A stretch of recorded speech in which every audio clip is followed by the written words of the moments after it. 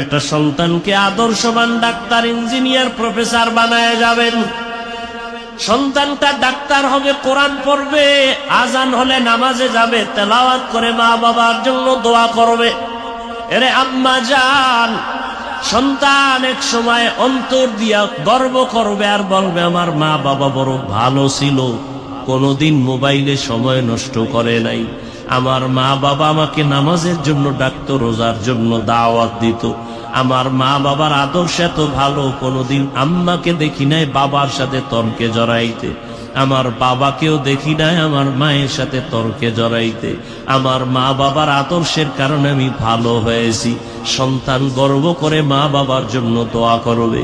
আর যদি আবার খারাপ আদর্শ রেখে যান, সন্তান এক সময় ধিক্কার দিয়া বলবে মা বাবার কারণে আমিও খারাপ হয়ে গেলাম।